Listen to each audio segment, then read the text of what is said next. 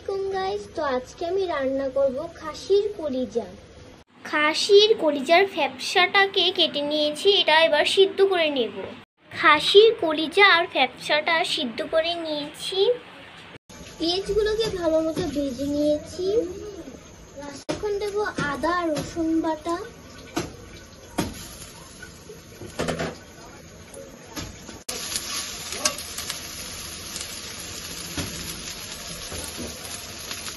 এখন দেব লবণ,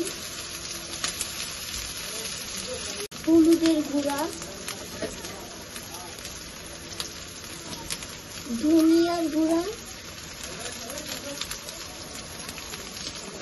লাল মশলা,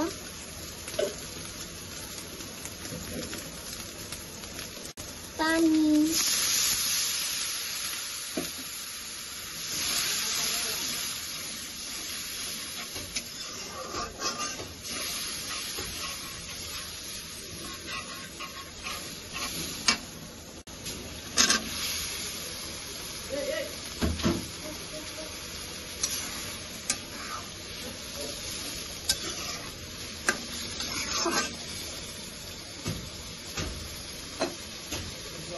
জিরার গুঁড়া,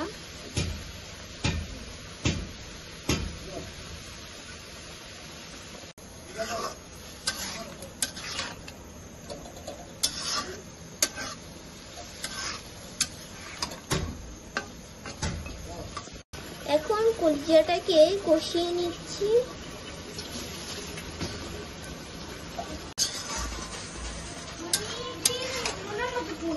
কষানো শেষ, এবার আমি হালকা পানি দিয়ে দেব।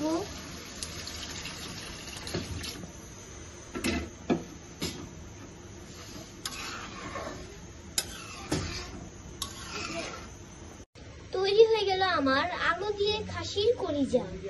আজকের ভিডিওটা যদি ভালো লাগে তাহলে লাইক এবং সাবস্ক্রাইব করেন প্লিজ। আর আজকের ভিডিওটা এই পর্যন্ত। ভালো থাকেন, সুস্থ থাকেন, আল্লাহ হাফেজ।